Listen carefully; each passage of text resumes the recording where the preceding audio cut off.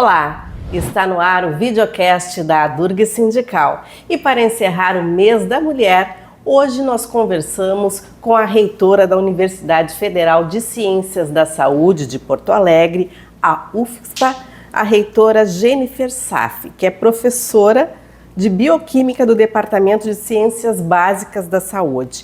Olá, reitora, bem-vinda ao nosso programa. Olá, muito obrigada pelo convite, um prazer estar aqui com vocês. E a UFSPA possui um público de 70% de mulheres, entre alunas, servidoras, docentes, e sempre teve reitoras mulheres. Como a senhora justifica esse fato, reitora? Pois é, meio que está na contramão, né, da maioria das universidades brasileiras. Até para contextualizar um pouquinho, hoje nós temos 29 reitoras das 69 universidades federais. Hoje 69 configuram como reitoras, mas quando eu assumi, né, junto com a professora Lúcia como vice-reitora, era bem menos, nós éramos bem menos. E, enfim, é um número que vem aumentando, né, do ponto de vista das universidades federais. E aqui na universidade começou então com a professora Miriam, né, em 2008, que ficou então por 2 mandatos, depois a professora Lúcia e agora eu. E claro que a gente tem a questão que somos saúde, né? Nós somos a Universidade da Saúde, e na área da saúde, por ser profissões de cuidado, já se tem sempre uma comunidade maior de mulheres, e isso é histórico aqui na instituição. Claro que também, por exemplo, no curso de medicina, quando começou na década de 60, era um público eminentemente, né, masculino, e agora, nos últimos anos, até na sala de aula, esse público é majoritariamente feminino.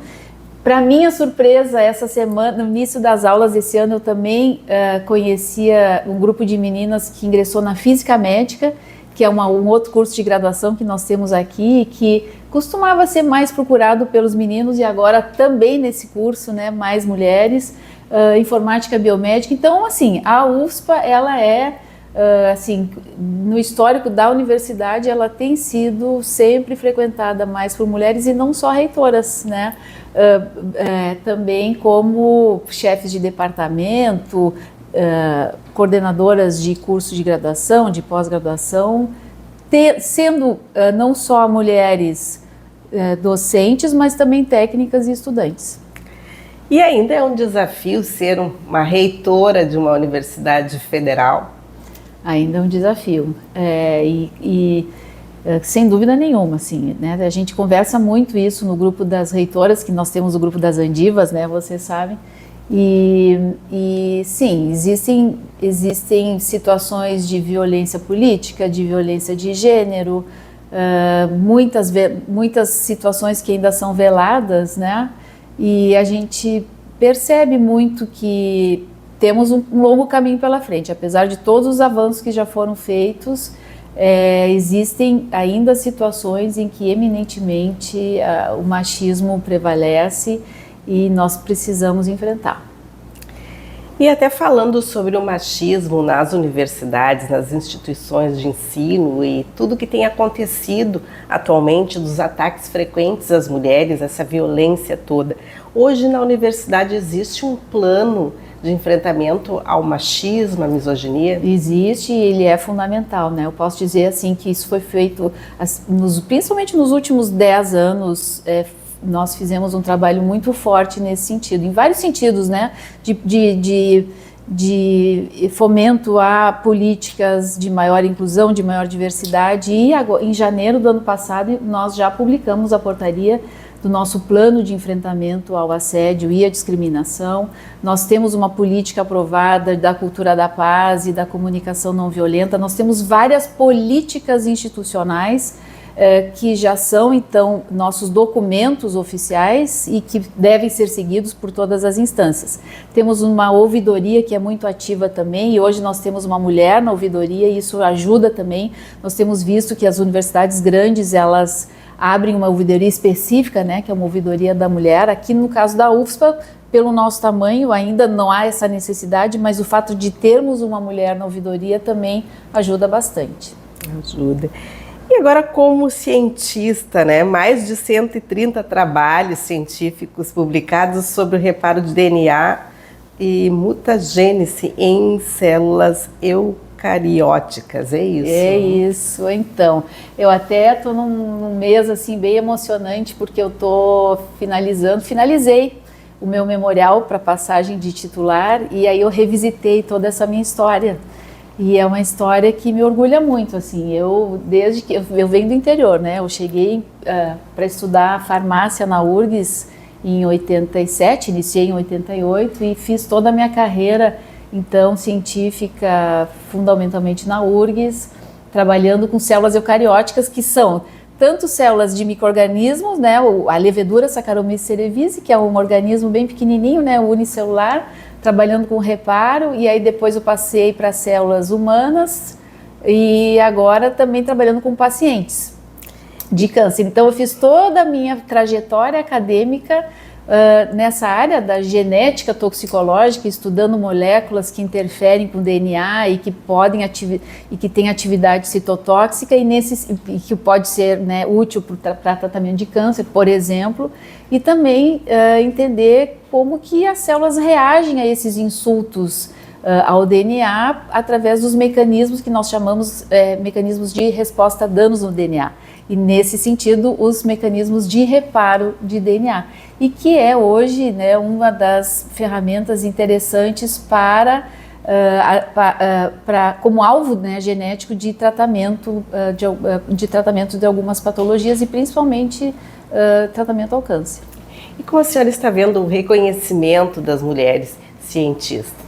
Eu acho que quanto mais a gente fala, e isso é muito importante, né? Dar visibilidade a essas mulheres é fundamental. Dar visibilidade ao que se faz, porque as mulheres sempre foram, né? Elas sempre estiveram nos laboratórios, é uma longa trajetória, mas elas ficaram muito tempo invisibilizadas.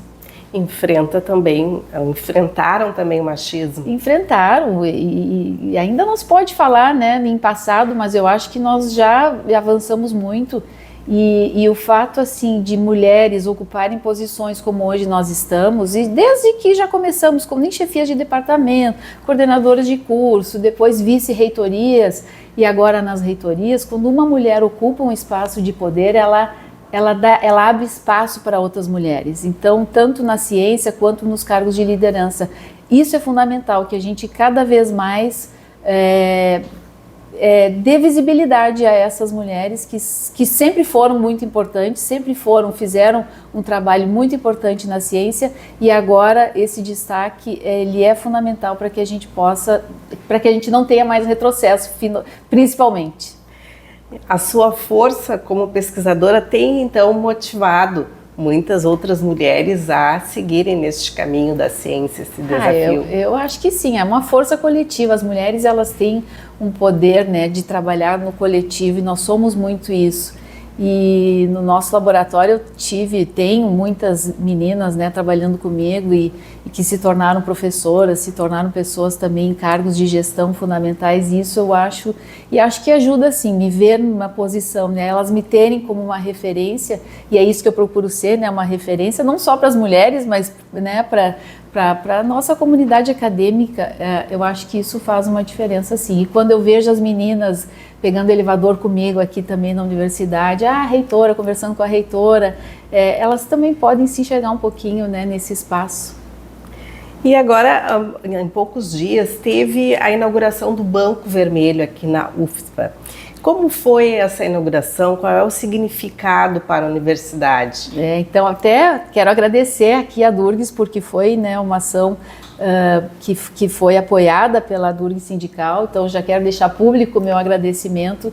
E infelizmente eu não pude estar presente aqui porque estava numa missão, mas foi um ato muito bonito, e é isso, né? É uma representação de que nós não podemos mais tolerar esse tipo de ato de violência contra as mulheres, e foi muito impactante para a nossa comunidade também ter esse momento com o nosso vice-reitor fazendo a inauguração do banco, né, junto com os nossas colegas todas. E é isso, é mais uma das ações de enfrentamento à violência da mulher e que nós não vamos aceitar mais nenhuma menos. E que ações da universidade e do poder público são mais urgentes hoje para ampliar a presença e a permanência das mulheres na ciência, professora? Reitora. Então, assim, eu acho que as políticas públicas, elas são fundamentais, elas são ainda muito importantes. As universidades, elas precisam ser apoiadoras, né? E não só políticas públicas, mas é possível, a gente precisa gerar dados, gerar evidências, monitorar essas políticas.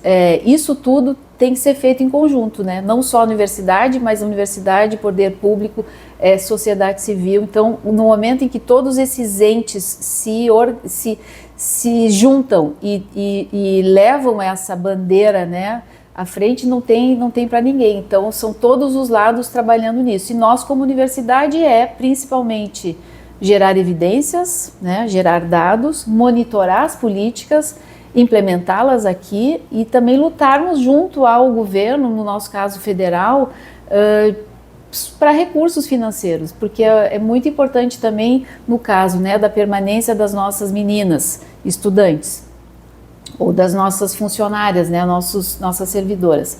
Nós precisamos criar espaços aqui para as suas crianças, porque as mulheres, né, em maternidade, então nós temos sala de amamentação, precisa recurso. Tivemos recurso de bancada, inclusive para agora uma sala de apoio à amamentação.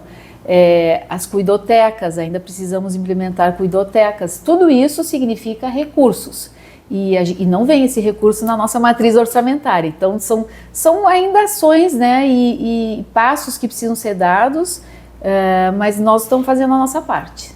Reitora, então nós gostaríamos, né, que a senhora deixasse uma mensagem para as mulheres. Bom, em primeiro lugar, o lugar de mulher é onde ela quiser, né?